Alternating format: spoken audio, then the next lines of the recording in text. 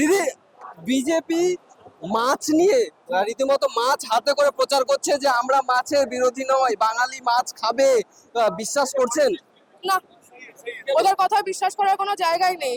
কারণ ওরা যখনই যা বলেছে, যে কোনো রাজ্যে ওরা যেটা যেটা প্রমিস করেছে কিছুই পূরণ করেনি। আগে যেখানে যেখানে যে যে জিনিসগুলো প্রমিস করে এসেছিল, সাধারণ মানুষকে বোকা বানিয়েছিল, যার জন্য সাধারণ মানুষ তাদেরকে সেই রাজ্যে রুলিং এ আনে। কিন্তু তারপর দেখা যায় যে তারা কিন্তু সেই প্রমিসগুলো ফুলফিল করেনি। তো আমরা কি করে বিশ্বাস করবো, যেখানে আমরা দেখতে পাচ্ছি যে তারা প্রতারণা করছে। আমরা মাছ খেয়ে বড় হয়েছি, আমরা বাঙালি, আমাদের মধ্যে সেই মাছের সেই নিউট্রিয়েন্টস গুলো আছে বলে আমাদের কাছে ভাবার মতন একটা মাথা রয়েছে। তো সেই মাছের জন্যই আমরা লড়বো, আমাদের নিজেদের জায়গার জন্য আমরা লড়বো, আমাদের নিজেদের পছন্দের জন্য লড়বো। আর আরেকটাও রিজন আছে, তারা জায়গায় জায়গায় গিয়ে বলেছে তারা মাছের বাজারে গিয়ে প্রবলেম ক্রিয়েট করেছে, তারা মারামারি করেছে, তারা মাছের লোকেদেরকে, মাছের বাজারের মাছ লোকেদেরকে উঠিয়ে দিয়েছে।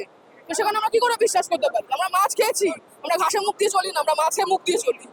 অপরদিকে রাহুল গান্ধী তিনি এসে প্রচার করছেন এবং তিনি বলছেন বিজেপি তৃণমূল একেবারে মিলেমিশে এবং সারদা থেকে নারদা সমস্ত কিছু টাকা তারা নাকি খেয়েছে তৃণমূল। কি বলবো? মিলেমিশে কাজ করার কাজটা তাদের।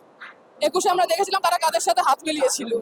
এইবার হয়তো তারা হাতটা মেলায়নি, কি মিলিয়েছে কিনা জানি না। অ্যাকচুয়ালি আমরা আমাদের রাজ্যের মানুষের জন্য কাজ করতে করতে না, আর আমাদের মনে থাকে না অন্য দল কি করছে। অন্য দলের কোনো কাজ, আমরা আমাদেরই কম্পিটিশন। আমরা মনে করি কালকে যে কাজটা করেছি আজকে তার থেকে বেটার ভাবে সেম কাজটা করবো। অন্যরা কে কি করছে না করছে অ্যাকচুয়ালি আমাদের মাথার মধ্যে অত চলে না, অত সময়ও নেই, আর অত দেখারও টাইম নেই। আমরা সাধারণ মানুষের সাথে থাকি, সাধারণ মানুষের পাশে থাকি, সেটাই আমাদের মাথায় চলে। অন্য দলের কথা তোমরা ভাবতে চাই না। যা যেটা ভাবার সেটা ভাবুক, যা যেটা করা সেটা করুক।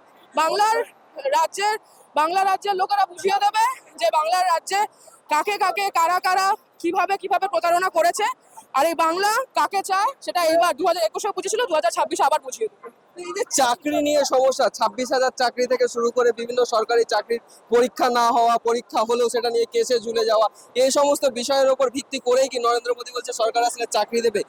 আপনারা কি চাকরি চাইছেন না? চাকরি কে চায় না? আর এতগুলো যে এমএনসি কোম্পানি খুলেছে আমাদের রাজ্য সরকার, আমাদের বাংলা সরকার, সেগুলোকে কেউ দেখছে না? হ্যাঁ, চাকরি নিয়ে সমস্যা রয়েছে, সমস্যা হয়েছে, কিন্তু সেগুলো সেইভাবেই আবার কিন্তু সলভও হচ্ছে, সেটা কেউ দেখতে যাচ্ছে না। আর আগেন বিজেপি সরকার কি বোঝানো হচ্ছে সেটার কথা কানে মানে সেই কথাতে আমরা কান দেবই না। তারা একটা ছোট্ট জিনিস প্রমিস করেছিল মহারাষ্ট্রতে, সেটা করে উঠতে পারিনি, আবার ওরা দেবে চাকরি। থাক না, সব থেকে বেশি পরিযায়ী শ্রমিক কিন্তু আমাদের এখানে কম। বিহারের লোকেরা এখানে এসে বসে সব থেকে বেশি, আমাদের বাংলার লোকেরা কিন্তু খুব কম গেছে। তো চাকরি কোথায় আছে আর কোথায় নেই সেটা সবাই বুঝতে পারছে। আবার বলছি, এটা বাংলা, এখানে বাঙালিরা থাকে, ঘাসে মুখ দিয়ে চলে না, মাছে মুখ দিয়ে চলে। নারী সুরক্ষাও দেবে বলছে। আমাদের এখানে মুখ্যমন্ত্রী নারী, নারী সুরক্ষা। আমি একটা নারী, আমি একটা বাচ্চা মেয়ে হয়ে, এখন আমার বয়সটা একটু বেড়ে গেছে, তাও আমি এখানে অনেকজনের কাছে ছোট, কিন্তু আজ থেকে 10-11 বছর আগে থেকে আমি একা একটা বাচ্চা মেয়ে হয়ে রাস্তায় ঘুরে বেরিয়েছি রাত্রিবেলা, বন্ধুদের সাথে, ফ্যামিলির সাথে। ইভেন যদি কোথাও টিউশনে লেট হয়ে গেছে, একা বাড়ি ফিরেছি, কোনোদিনও আমার সুরক্ষা নিয়ে কোনো সমস্যা হয়নি। কোথাও কোথাও কিছু কি বলবো, খারাপ মস্তিষ্কের লোকেরা রয়েছে, সেটা শুধু বাংলায় না, সেটা পুরো পৃথিবীতে রয়েছে। তারা নিজেদের বাড়ির বাচ্চা কাচ্চাদের ছাড়ে না, দরকার পড়লে ছাড়বে না। 3 বছরের বাচ্চা কদিন আগে রেপ হয়েছে, কে করে? সেটা খারাপ মস্তিষ্ক দরকার। ওটা বাংলা, মহারাষ্ট্র, বিহার, ইউপি বলে কিচ্ছু হয় না। এগুলো খারাপ মস্তিষ্কের কি বলবো, লাইক প্রুফ, নাথিং এলস। অভয়ের মা দাঁড়িয়েছে এবং অভয়ের মা তিনি বলছেন যে তিনি যদি জিতে আসেন তাহলে মুখ্যমন্ত্রীর চুলের মুঠি ধরে তাকে মারবেন, তাকে জেলবন্দি করবেন। মানে উনি জিতে গেলে কি করবেন? মুখ্যমন্ত্রী চুলির মুঠি ধরে ওনাকে নর্দমায় ফেলে দেবেন।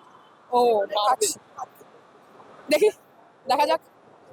মানে আমি বুঝতে পারি না, হয়তো ব্যক্তিকে আপনি পছন্দ নাই করতে পারেন, আমার হয়তো নরেন্দ্র মোদী ব্যক্তিটা পছন্দ নাই হতে পারে, অমিত শাহ ব্যক্তিটা না পছন্দ নাই হতে পারে, কিন্তু এই যে মুখ্যমন্ত্রীকে কটাক্ষ করা হচ্ছে, ওনার পদটাকে কটাক্ষ করা হচ্ছে, ওনার সিটটাকে, চেয়ারটাকে কটাক্ষ করা হচ্ছে, এটাতেই বোঝা যায় যে তাদের মধ্যে কতটা শিক্ষা আছে, তাদের মধ্যে কতটা কি বলবো সভ্যতা রয়েছে।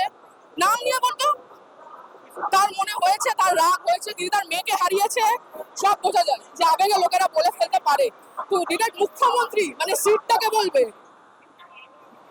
এই দৃশ্যটা বা এই ঔদ্ধত্যটা আমার মনে হয় না কোনো